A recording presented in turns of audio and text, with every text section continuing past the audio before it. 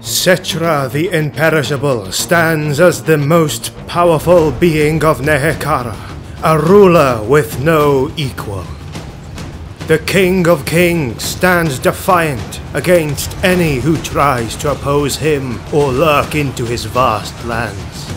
In the previous episode, we explored how Settra came to be in this position, and how the mightiest of civilizations crumbled to dust and became the land of the dead, where only swift death awaits to any who dares to go too far into the ancient Nehekara. In this episode, we will go through the history of one of the bloodiest conflicts Settra the Imperishable has ever been involved in. It is about the proper answer against an act of heresy that would not go unpunished.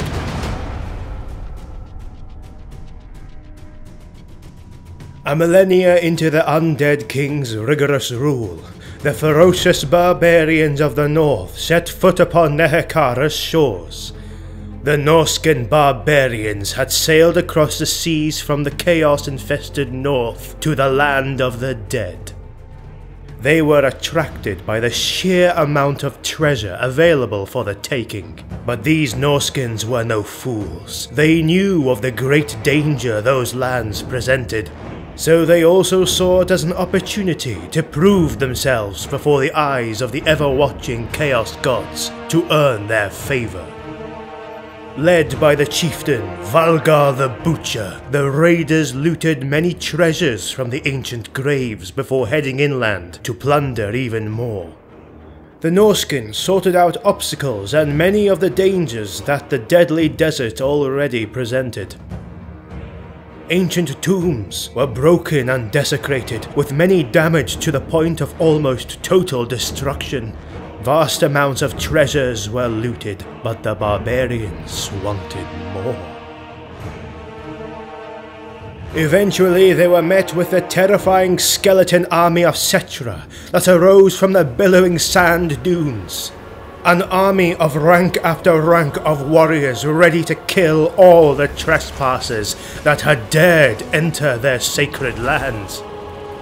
A rain of arrows that darkened the sky struck first into the barbarians that did what they could to cover themselves with their shields. Right after that, a host of Carians fell into the fallen and the wounded, pecking their bodies and attacking their exposed areas. The Norscan chieftain responded by unleashing packs of warhounds that devoured the Carians in a bloodthirsty frenzy of claws, fangs and bones. A violent battle took place as the main line of undead warriors clashed with the chaos-tainted men of the north. The outnumbered tribesmen were greatly disadvantaged in an unfamiliar, barren landscape where the desert sun burned through their rugged skin as they fought what seemed to be an endless sea of skeletons. But still they fought on. With great strength and wielding terrible weapons, they smashed skeletons left and right, their will to fight never diminishing. It was the overwhelming numbers that began to surely take a deadly toll on them.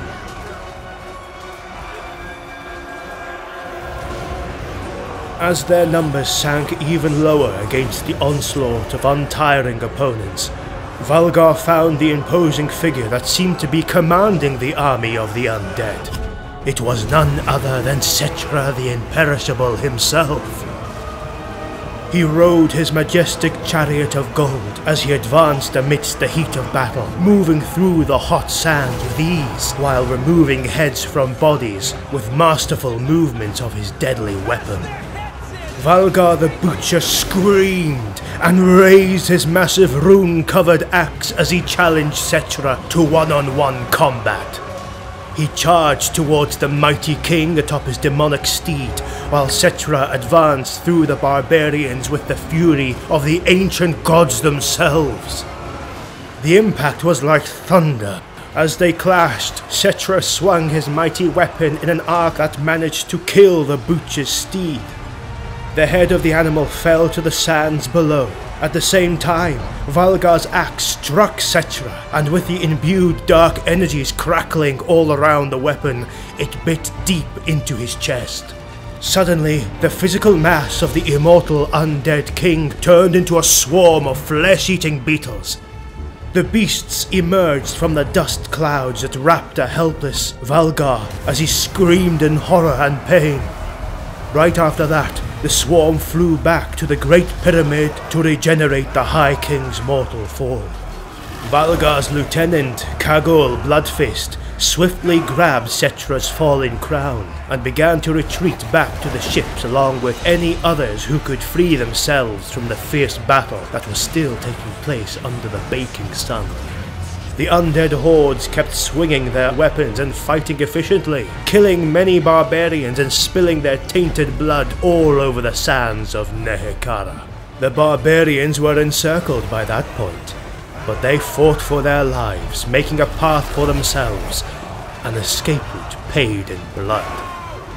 At the end, out of the thousands of invaders that arrived and touched the sands of the Great Land, only a dozen tribesmen made it back to the ships.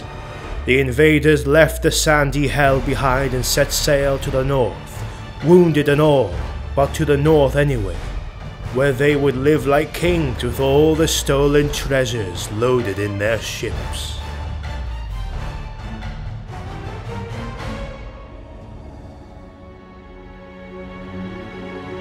After a few years, the body of the High King was already formed back. Settra arose back from his grave, in an ongoing rage for those that wronged him and stained his lands.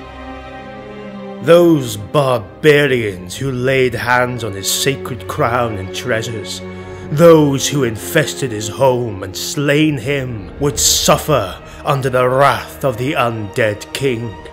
Having trespassed into his realm was already a death sentence, but having dared to raise their weapons against him was another thing. The time had come for Settra to march into the foreign shores, where he had never set foot in before, and take back the heirlooms and golden coins the Norskin stole. In all his ferocity and madness, Settra was also infused with the thrill of the coming war, for he was, and always would remain, a bloodthirsty warmonger. The king ordered the Lich priests to revive his Tomb King vassals who lay dormant for ages, and gathered an undead army of mighty proportions. The legions filled the navy ships of Nehekhara, and sailed far up north until the sand turned to rock and then to snow under their feet. For the undead skeleton warriors of Nehekhara, the icy blizzards or sandstorms were alike, for their sole purpose was to march and hunt down the guilty. They didn't feel things such as coldness or the heat of the sun. The icy grip of the blizzards in those lands did nothing to the undead legions. They marched silently with deadly purpose. Those handful of men who had escaped death in their hands a decade ago were now all chieftains in their own right, and ruled their own tribes with all the riches they had stolen from Nehekhara. The most vulgar of them were favoured by the foul gods, and many were elevated to champions of chaos through their vile deeds. They commanded armies of bloodthirsty barbarians and beasts of different sizes and shapes. Through acts of desperation and madness, they have called the attention of the Chaos Gods, and these tribes were all corrupted to the point of no return. Their barbaric and profane aspect enraged Settra even more. The Imperishable swore not to return to Nehekhara until the last trinket and coin of gold was recovered from those unworthy, mutated Chaos servants. The King of Kings issued the advance order, and there was no going back.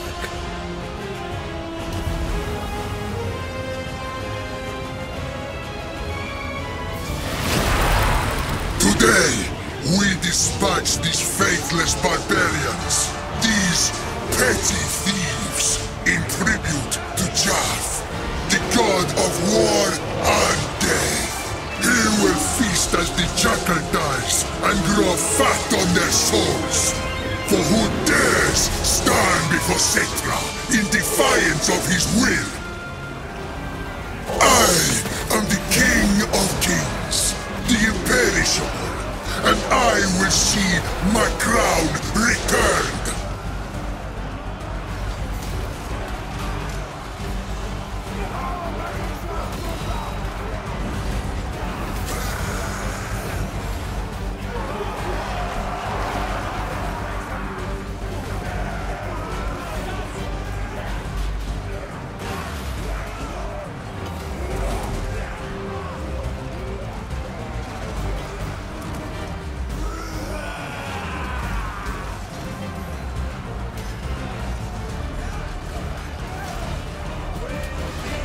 Cetra's organized legions battled with the scattered tribes of the Chaos-worshipping folk all across the Norscan Peninsula, spilling rivers of blood and leaving the lifeless barbarians there, broken and unburied.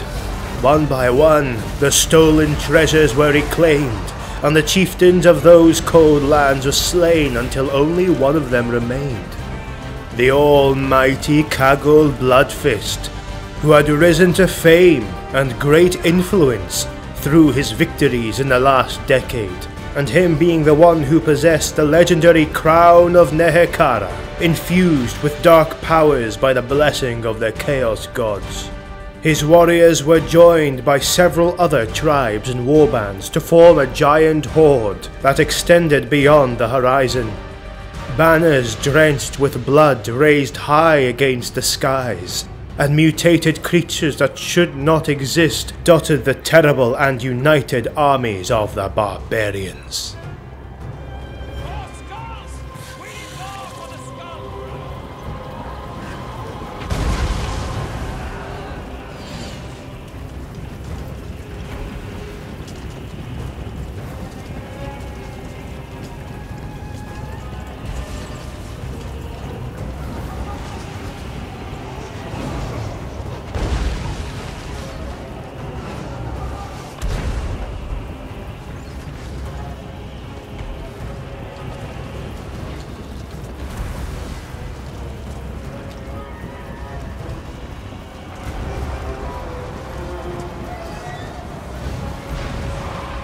The two armies finally clashed on the icy tundra for a bloody battle that lasted for days. Cetra's darkened eyes searched for the robber chieftain with an undisturbed focus as his blade cut through flesh and bone across the field. He had lived 1,000 lifetimes, yet it was at a battlefield in the midst of chaos he felt most alive. Uncountable skeleton warriors fell, their bones shattered and stomped against the ground. Northern warriors fell by the hundreds too, fighting until their last breath, dying to have the attention of their gods for at least a moment. Both armies pushed hard against each other, both breaking, reforming and pushing again in a never-ending carnage that seemed to have no boundaries to the madness unveiling at the thick of the fight. As the battle raged on and on, a stalemate seemed to have been reached, with no army ever having the upper hand for more than a mere moment. As skeletons and mighty constructs fell, more of them quickly filled their place to keep fighting with cold determination. The barbarians too seemed to fight without end. The tribes that have joined Kagul's main army were uncountable, his might and legend already well established through all those chaos-tainted lands. It is important to note that whilst the battle raged on, a mysterious being appeared. Prince Apophas, the cursed Scarab Lord. It happened that many years ago, Prince Apophas was entombed alive within a sarcophagus, filled with flesh-eating scarabs. It is said that his death screams could be heard through the temple walls, but when the lid was opened, there was no trace of the beetles.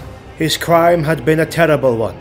He had killed all the royal line before him in their sleep to be able to grasp the throne of Numas to himself. It all backfired when a rebellion occurred and he was quickly arrested for his crime and his soul cursed for eternity. Alas, the slaying of Kagul Bloodfist was not meant to be the accomplishment of Settra this time. Apophas, the cursed Scarab Lord, was in the battlefield along with Settra's legions. This usurper with an eternally damned soul was ever in search of a mortal with a heart as corrupt and vile as his. Finding and delivering an equal soul was the only way for him to break free from the eternal torture in the Nehekharan underworld. Apophas is not a reanimated corpse but a desert revenant whose body is formed from a withering swarm of scarabs. Atop this undulating mass, his skull looks upon the world in search of his potential victim. So it was that upon watching the corrupted and wicked Chaos Chieftain, Apophas felt convinced his freedom was within reach. He quickly turned into a swarm of black beetles and engulfed Kagul, just as his dagger sank into Kagul's throat. As the chieftain fell to his knees, mortally wounded, Apophas bound to the nefarious soul of the corrupted man and carried it to the underworld for eternal torment. With the sudden death of the Chaos Champion, the Chaos Horde scattered like flies before the legions of Settra. Although the marauders who wronged him were all slaughtered, the undead king did not intend to sail back home before he had cut down each and every one of their brethren. Settra's chariot legions smashed into the Chaos Warriors' flanks, and any who tried to escape was swiftly cut down by the skeletons that were positioned for such a task. For days long, Settra and his legions hunted down the remnant of the warband across the glaciers of the icy hills. The undead fleet then sailed back to Nehekhara with their king, who at last took back his crown and every last bit of his gold from the low-born hands of the raiders. Since their return from Norsca, Settra and his armies haven't stayed dormant in Nehekhara, for his crusade has but only begun. The undead legions have been advancing in the north and the east to claim ancient lands, territories theirs by right. They have been attacking scattered human settlements and greenskin colonies all across the Badlands, gaining enemies and awakening the resistance of petty goblins, and even dwarves. The Tomb Kings await at the outposts of Nehekharan cities, guarding their lands and serving their ever-ruling king for all eternity. The king's fleet has even crossed the Sour Sea to inspect the evil that sleeps in Nagahazar. Although his armies took off from the citadel, Settra is ever watchful of the danger that can pour out from their direction. Never again will Nehekhara suffer under a rule other than Settra the Imperishable.